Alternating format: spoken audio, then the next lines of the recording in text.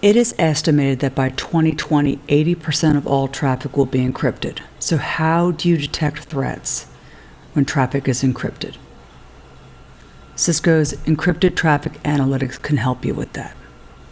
Now, as I mentioned before, I kiddingly refer to Stealthwatch as the Network Detective Command Center.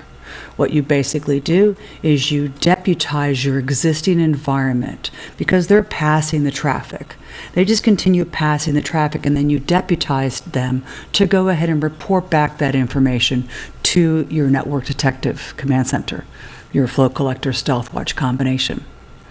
Now, what Encrypted Traffic Analytics does is it actually ups the ante so that your deputies become that much smarter. So what it actually is, it is new markers that are in the telemetry provided by the network infrastructure that helps to detect threats without decryption. The Catalyst 9000 series can actually do this additional reporting. So we can go ahead and tap that and not only deputize them, but kind of sort of super deputize them to also give the new markers and that telemetry information back to your Network Detective Command Center. Now, what also happens with Cisco's Encrypted Traffic Analytics is your Network Detective gets kind of sort of a buddy, a pal, a partner. And that partner actually is Cisco's Cognitive Threat Analytics. I kiddingly refer to it as like having your detective have access also into Interpol. Now, what can your Encrypted Traffic Analytics do? A lot. But let's go ahead and look at two specific use cases and examples of things that it can do for you. One of them is a crypto audit. And some are not really viewed to be secure anymore. So you might want to actually make sure that your devices are compliant with your crypto minimum requirements for security. Or maybe you just want to audit what they're doing. So we're going to go ahead and look at that. Crypto audit, crypto compliance.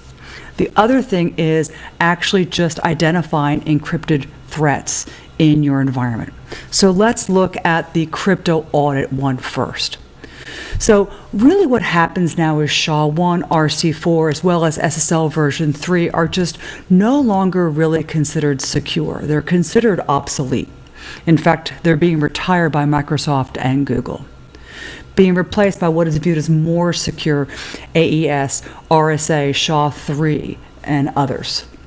Now, if you actually look in the bottom right-hand corner here, you'll actually see TLS 1.2 as well as RC4 MD5. Now, I just said that RC4, yeah, not so much. So what you might want to do is just go through your environment and figure out what are they actually doing in there, and is it secure? Is it compliant with your crypto minimum requirements? So let's go to Stealthwatch and see how you can do that. So here we are at the Stealthwatch Management Console, and we're going to go to one of my favorite places, which is Analyze Flow Search. I love this dashboard because I actually get to kind of sort of go around and just poke around and discover what's going on my network. So what we're going to do is we're going to pick the last 8 hours, and we're going to say 443/TCP, hit enter, and we're going to go ahead and do a search of all of the HTTPS 443 that has been going on in our network with the 443 in either direction. And there we are, 100% complete. Now, I don't have anything here saying RC4 or AES or anything. And that's because of the fact that what you're looking at right now is the default columns. You can go ahead and manage the columns. You can change the connection and anything in here, subject, peer, general. What we're going to go ahead and do is we're going to add a couple different columns that we want to show up on the connections. Now that we've selected those 3 columns to show up, as you can see, we actually have some RC4 traffic going on in our environment. Now, whether you're doing crypto audit and just kind of sort of checking to see what things are going on, or compliance and making sure that there's a minimum, you can also take this to the next level where you can actually put in here, like you see RC4 there. Well, let's go ahead and see if there's any AES and hit enter. And what will actually happen is we will take that filter from up above and we will add anything that you put in here as well, which should help you in you figuring out your crypto audit or compliance in your environment. And this is one of the things that ETA can help you with. Now let's look at the encrypted threats. Identifying encrypted threats. Now this is pretty cool. When you go to the main page on Stealthwatch, we're going to go to the bottom left-hand corner where you'll see a widget just like this, Cognitive Threat Analytics.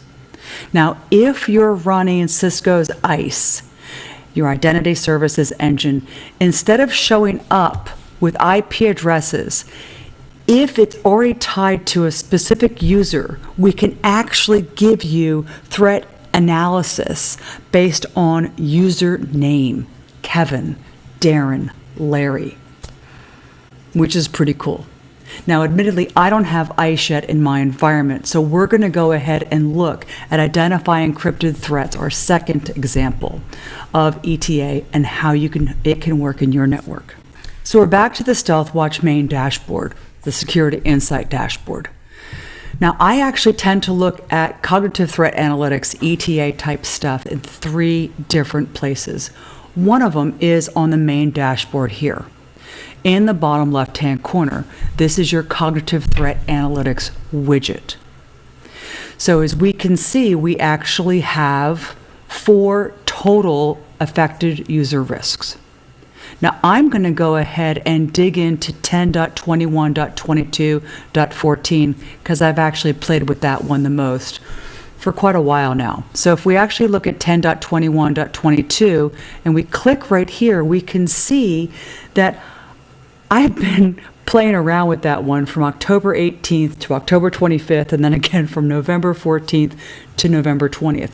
So we have a lot of information as to what's going on. And again, if you had ICE actually in this environment, instead of being an IP address 10.21.22.14, we could actually drill into its true identity based on ICE.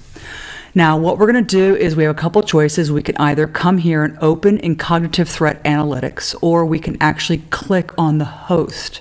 Now, if we click on the host, it'll bring us back to the normal host report specifically for this. Now, the most interesting stuff is actually down at the bottom for CTA. Now, again, if we had ICE going on, we would actually have the name of the user here that's happening. But this is the Cognitive Threat Analytics. And what we can see is this has been going on for 34 days, since October 18th at this specific time until November 20th at that specific time. We can go all the way back to October 18th and we can see all of the different stuff. With a 10 here, the endpoint is likely compromised. We have phishing, we have malware, we have anomalous periodic communication, cryptocurrency, crypto mining. At this point in time, we actually did a risk downgrade. This was on October 24th, so this was a number of days afterwards. Before it was a 10, afterwards it's a 5. So if we come down here, we can see that that happened again. We went actually from a 5 before to a 7. So you can actually see all of the history. Now, if you want to see even more, what we'll do is we'll come here and we'll do what we could have done on the Security Insight dashboard also, and that is open in Cognitive Threat Analytics.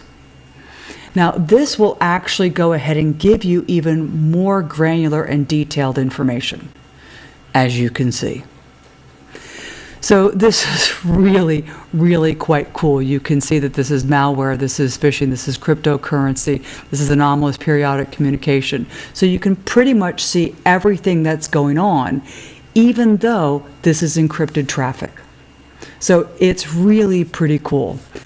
I hope you've had some fun with a little Cisco ETA right along with me on crypto audit and also looking into some identifying of encrypted threats.